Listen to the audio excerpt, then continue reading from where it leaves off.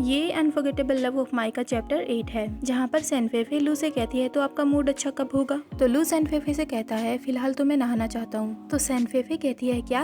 तो लू पीछे मुड़ता है और सैनफेफे से कहता है क्या मिस सेन को मुझे नहलाना चाहिए। मतलब सैनफेफे लू के लिए ये सब करेगी तब लू का मूड अच्छा होगा और वो इसे फोन देगा। तो सैनफेफे लू को चिल्लाते हुए कहती है तुम्हारे पास नौकरानियां नहीं है क्या। तो लू सैनफेफे से कहता है लेकिन मैं बस ये चाहता हूँ कि सिर्फ तुम ही मेरी नहाने में मदद करो, तब जाकर शायद मेरा मूड अच्छा हो जाए। तो सैनफेफे सोचने लगती है पागल इंसान, लेकिन मुझे ये सब करना होगा यहाँ से भागने के लिए। उसके बाद लू वहाँ से जाने लगता है और सैनफेफे से कहता है पहले तुम जाओ, मतलब बाथरूम में। तो फेफे अंदर जाने लगती है। उसके बाद लू फेफे को देखकर सोच रहा है क्या ये मुझे खुश करने के लिए जानबूझकर ऐसा बिहेवियर दिखा रही है। उसके बाद सैनफेफे बाहर आकर लू से कहती है नहाने के लिए पानी तैयार है। उसके बाद अपना मुंह फेर के सोचने लगती है क्या तुमने नहीं कहा था कि तुम्हें नहाना है। और वहीं लू फेफे को देखकर सोच रहा है तुम मुझे इतना पसंद करने लगी, ओह ये तो अच्छी बात है। उसके बाद लू फेफे से कहता है तुम्हें ही मुझे पूरी तरह से नहलाना होगा, नहीं तो मेरा मूड खराब हो जाएगा। तो फेफे कहती है तुम्हें तो, और तभी लू कहता है आओ और मेरे कपड़े उतारने में मदद करो। तो फेफे लू से कहती है तुम बदबूदार इंसान हो, मैं ये नहीं करूंगी। तो लू कहता है हाँ। तो फेफे सोचने लगती है अरे मैं तो भूल ही गई थी, मुझे इसे पकड़ के रखना है, मुझे फोन चाहिए इसे बेवकूफ बना के। उसके बाद फेफे मुस्कुराती है और लू से कहती है मैं तो कह रही थी मैं आपकी कपड़े उतारने में मदद करती हूँ, आप मुझे ये बात कभी भी कह सकते हो। और मन ही मन सोच रही है ये कितना बदबूदार इंसान है। तो लू कहता है हाँ तो ये काम जल्दी से करो। उसके बाद फेफे अपनी आंखें बंद कर लेती है और लू के कपड़े यहाँ वहाँ टच करने लगती है और सोच रही है बटन कहाँ है। तो लू मुस्कुराता है और फेफे से कहता है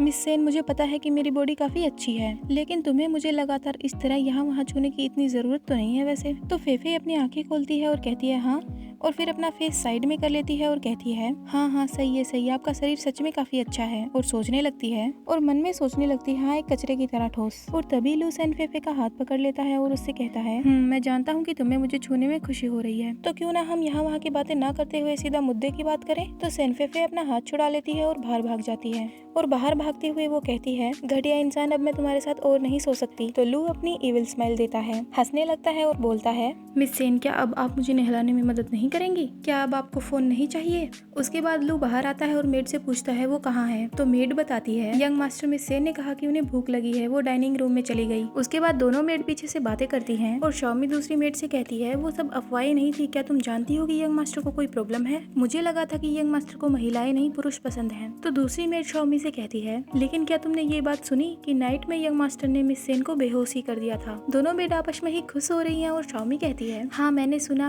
मास्टर में काफी जोश है। और तभी वहाँ पर एक तीसरी मेड आकर उन दोनों से कहती है देखा जाए तो मिस सेन एक परी की तरह दिखती हैं, लेकिन उनका बिहेवियर काफी डरावना है, वो गुस्से में ही रहती हैं, वो मास्टर को इतने बुरी तरीके से ट्रीट करती हैं और तो और वो किसी अमीर परिवार से भी नहीं है और ना ही वो किसी अमीर लड़की की तरह बिहेव करती है। तीनों मेड आपस में बातें करती हैं तो एक कहती है क्या तुम्हें ऐसा लगता है कि ये हमारी फ्यूचर मिस्ट्रेस होगी, मतलब फ्यूचर में हमारी मालकिन बनेगी। तो दूसरी मेड कहती है मुझे इस बारे में कुछ भी नहीं पता, हमारी मैडम मास्टर के लिए काफी रिश्ते लेकर आई थी, लेकिन मास्टर ने उन सबको भगा दिया था। उसके बाद शाओमी कहती है लेकिन मिस सेन मास्टर को वास्तव में अपनी तरफ अट्रैक्ट कर रही है, हमें अब से ध्यान से रहना होगा, हम मिस सेन में कोई भी गलती नहीं ढूंढ सकते। अब हमें डाइनिंग रूम दिखाया जाता है जहाँ पर सैनफेफे बैठी हुई होती है और सोच रही है वो इंसान बस मेरे साथ खिलवाड़ करना चाहता है, लेकिन मैं और चेंग्यू पहले से ही साथ में हैं, भले ही हमारी लड़ाई झगड़ा या हम दूर क्यों ना हो गए हों। बस मैं चेंग्यू को बताना चाहती हूँ कि मैं सेफ हूँ और बस उसे खुश रहने के लिए बोल सकूँ और उसकी वेडिंग के लिए विश कर सकूँ।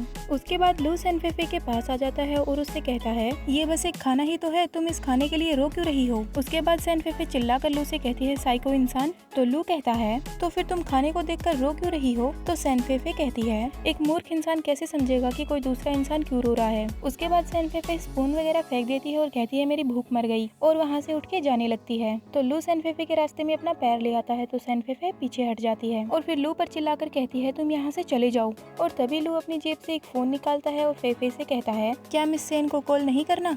और फिर सैनफेफे सोचने लगती है क्या ये इंसान इतना अच्छा भी हो सकता है। और वहीं लू अपनी इविल स्माइल दे रहा था। सैनफेफे वो फोन लेने लगती है तो लू अपना हाथ ऊपर कर लेता है। तो फेफे लू से कहती है आप क्या कर रहे हो, ये मुझे दे दो। तो लू कहता है क्या आप भूल गई हैं कि मैंने आपसे क्या कहा था, तुम पहले मुझे खुश करने के लिए आओ और मुझे प्लीज बोलो, फिर मैं ये फोन तुम्हें दे दूंगा। तो फेफे सोचती है कितना घटिया इंसान है। उसके बाद फेफे सोचने लगती है ये किस तरह का इंसान है, मुझे अब फोन नहीं चाहिए और ये मुझसे चिपकता रहता है, जब देखो अपना चेहरा मेरे सामने लेकर आ जाता है।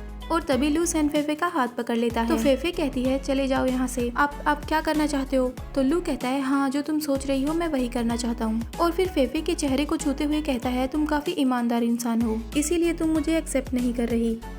तो फेफे लू को देखकर शर्माने लगती है और सोचती है मुझे इस इंसान से नफरत करनी चाहिए, लेकिन फिर भी मैं। और तभी लू फेफे को अपनी गोद में उठा लेता है और उसके सर से अपना सर टच करता है। उसके बाद लू फेफे को अपने रूम में ले जाता है और वो दोनों रात को साथ में रहते हैं। अब नेक्स्ट मॉर्निंग फेफे रूम में बैठे बैठे सोच रही है ये क्या हो रहा है, बाहर जो हेलीकॉप्टर था वो भी चला गया, ये बेवकूफ इंसान हर रोज इतना बिजी रहता है। उसके बाद फेफे को भूख लगने लगती है तो वो कहती है मुझे बहुत भूख लगी है, पहले मैं खाना खा लेती हूँ। और तभी उसका ध्यान टेबल पर जाता है जहाँ पर फोन रखा हुआ था और उस फोन में लू का एक मैसेज भी आया हुआ था। लू ने फेफे को ये मैसेज किया हुआ था जब तक मैं वापस नहीं आता तब तक तुम किसी को भी कॉल कर सकती हो, मेरे वापस आने के बाद तुम्हें एक भी मौका नहीं मिलेगा। उसके बाद फेफे फोन को देखते हुए कहती है वो मूर्ख इंसान आखिरकार अच्छा भी हो गया। अब हमें लू का ऑफिस दिखाते हैं। वहाँ पर लू को सब कुछ सुनाई दे रहा था, फेफे जिससे भी बातें कर रही थी और फेफे उस फोन को देखकर कह रही थी चेंग्यू का फोन नंबर। उसके बाद वो चेंग्यू का नंबर डायल करते हुए रोने लगती है और फिर कॉल लगाते हुए सोच रही है शांत हो जाओ, मुझे शांत होकर बात करने की जरूरत है, मैं चेंग्यू को मेरे लिए चिंता करने नहीं दे सकती।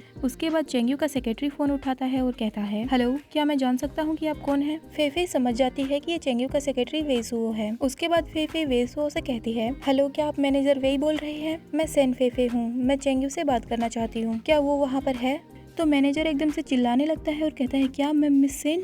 उसके बाद वेसुओ चेंग्यू से फेफे की बात कराने चला जाता है। फिर चेंग्यू फेफे से बात करने लगता है और कहता है फेफे क्या ये सच में तुम हो? मुझे बताओ तुम कहाँ हो, मैं अभी वहाँ आऊंगा और तुम्हें ढूंढ लूंगा। इतना सुनकर फेफे रोने लगती है और वहीं चेंग्यू फेफे का नाम लिए जा रहा था और फिर फेफे कहती है हाँ ये मैं ही हूँ चेंग्यू, मैंने अभी तुम्हारे साथ रिलेशन खत्म करने के लिए कॉल किया है। मुझे लगता है कि हम दोनों एक दूसरे के लिए बिल्कुल भी सही नहीं है। मुझे उम्मीद है कि अब तुम मुझे मेरी लाइफ में डिस्टर्ब नहीं करोगे। मैं विश मांगती हूँ कि तुम हमेशा खुश रहो। फेफे और चेंग्यू की ये सब बातें लू भी सुन रहा था और फिर चेंग्यू फेफे से कहता है फेफे ये तुम क्या कह रही हो? फेफे तुम मुझे ये कह दो कि ये सब सच नहीं है और तुम मजाक कर रही हो। और ये चैप्टर यहीं पे खत्म होता है। Hope you like this video. Bye bye.